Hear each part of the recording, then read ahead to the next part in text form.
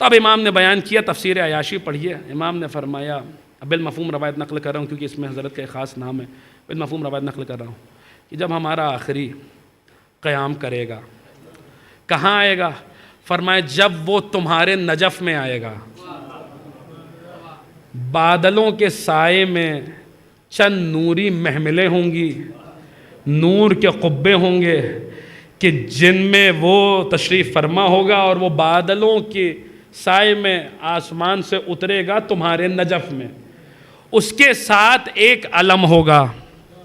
علم کیسا علم ہوگا؟ فرمایا ایسا علم ہوگا جس کی چھڑ عمود عرش سے بنی ہوگی، عرش کے پائے سے جس کی چھڑ بنی ہوگی، اور فرمایا جس کا پھریرا نصرت الہی سے بنا ہوگا، اللہ کی نصرت سے بنا ہوگا۔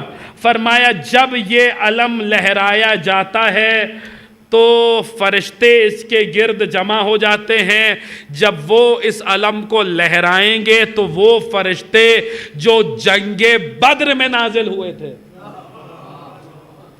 وہ فرشتے اس علم کے گرد جمع ہو جائیں گے۔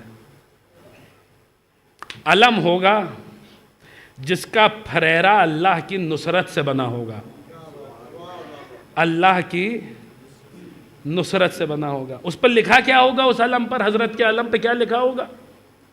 تو روایات میں وارد ہوا کہ امام جو علم لے کر آئیں گے اس علم پہ لکھا ہوگا البیعۃ للہ،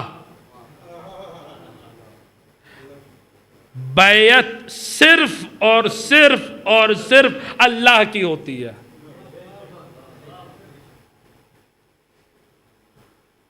بیعت صرف اللہ کی ہوتی ہے۔ کیوں بیعت اللہ کی ہوتی ہے؟ اس علم پہ لکھا ہوگا۔ کیا وجہ ہے؟ دیکھیے بہت عقلی وجہ ہے، ایک دم سامنے ہر دو اور دو کو چار کہنے والا اس کنکلوژن پہ پہنچ سکتا ہے۔ بیعت کا مطلب کیا ہوتا ہے؟ خود کو بے سے بنا، یہ لفظ بیچ دینا۔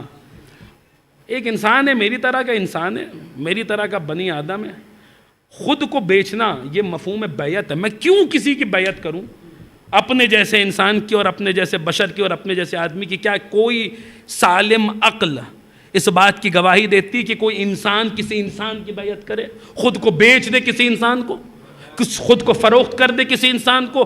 ہر دو اور دو کو چار کہنے والا اس نتیجے تک پہنچ سکتا ہے کہ عقل انسانی کا تقاضا ہے کہ انسان اپنے جیسے کسی انسان کی بیعت نہ کرے، تو پھر کس کی بیعت کرے؟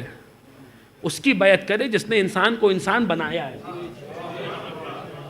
وہ وجود نہ دیتا تو ہمارا کیا ہی، ہم کیا ہی ہوتے ہیں؟ اس نے ہمیں انسان بنایا، وہ ہمارا خدا ہے، ہمیں خلق کرنے والا ہے، اس نے ہمیں پے کر دیا، ہمیں وجود دیا، ہم نے کہا ٹھیک ہے خدایا ہم تیری ہی بیعت کریں گے کیونکہ تیرا دیا ہوا وجود ہے، لہٰذا تیری بیعت کرنا بنتا بھی ہے۔ لیکن بیعت کا تو طریقہ ہوتا ہے کہ ہاتھ آگے کیا جاتا ہے اور اس پر ہاتھ رکھا جاتا ہے اور بیعت کی جاتی ہے۔ خدایا بیعت کرنے کو تو ہم تیری بیعت کر لیں، لیکن وہ ہاتھ کہاں سے لائیں؟ جس ہاتھ پر تیری بیعت ہوگی۔ تو یہی ہم نے اس مجلس میں بھی عرض کیا تھا، امام آ کر یہی تو کہنے والے کہ بلا تشبیہ اپنا ہاتھ بیعت کے لیے آگے بڑھا کے کہیں گے ہذہ ید اللہ وعن اللہ وبامر اللہ وقال اللہ ان الذین یبایعونک انما یبایعون اللہ۔ امام اعلان کریں گے یہ ید اللہ ہے، یہ اللہ کی طرف سے ہے، یہ اللہ کے حکم سے ہے، اور پھر سورہ فتح کی آیت نمبر 10 پڑھیں گے، یہ عقدہ حل کریں گے کس کے ہاتھ پر بیعت کرنا اللہ کی بیعت ہوتا ہے۔ امام سورہ فتح کی آیت نمبر 10 پڑھیں گے ان الذین یبایعونک انما یبایعون اللہ۔ اے ہمارے حبیب جو آپ کی بیعت کرتے ہیں در حقیقت وہی تو اللہ کی بیعت کرتے ہیں۔ علم میں اور بیعت میں بہت گہرا ربط ہے۔ میں آپ کی خدمت درج کروں، آپ مجالس المومنین اٹھائیے، قاضی نور اللہ شوستری شہید ثالث رحمہ اللہ کی، آپ اس میں دیکھیے اصحاب کی فہرست ہے، اس میں ایک نام ہے حضرت برید ابن حسین اسلمی۔ آپ اٹھائیے دیکھیے مجالس المومنین میں رحمہ اللہ، ان کے بارے میں قاضی نور اللہ شوستری شہید ثالث نے لکھا کہ جس وقت امیر المومنین کا حق چھینا گیا اور لوگوں نے دوسرے کی بیعت کی، اس زمانے میں یہ ان خاص افراد میں سے ایک تھے کہ جنہوں نے طاغوت کی بیعت کرنے سے انکار کر دیا، اور اپنے انکار کو ظاہر کیسے کیا؟ تو اب شہید ثالث لکھتے ہیں کہ انہوں نے اپنے قبیلے میں ایک علم بنایا اور علم لے کر اپنے قبیلے سے نکلے مدینے کی طرف، یا دوسرے لفظوں میں کہہ دوں ان کے قبیلے سے مدینے تک جلوس علم برآمد ہوا۔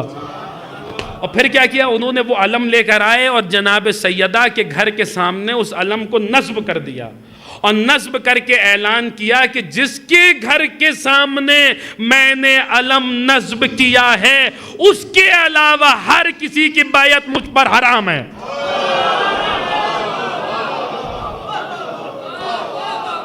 جس کے گھر کے سامنے ہم نے علم نصب کیا ہے اس کے علاوہ ہر کسی کی بیعت حرام ہے۔ اب سمجھ میں آیا ہم اپنے عزا خانوں میں علم کیوں لگاتے ہیں؟ ہم حسین کے عزا خانے میں علم لگا کے وہی اعلان کرتے ہیں جو برید ابن حصین اسلمی نے کیا تھا۔ ہم حسین کے عزا خانے میں علم لگا کے اعلان کرتے ہیں جس کے عزا خانے میں ہم نے علم لگایا ہے اس کے وارث کے علاوہ ہر کسی کی بیعت ہم پر حرام۔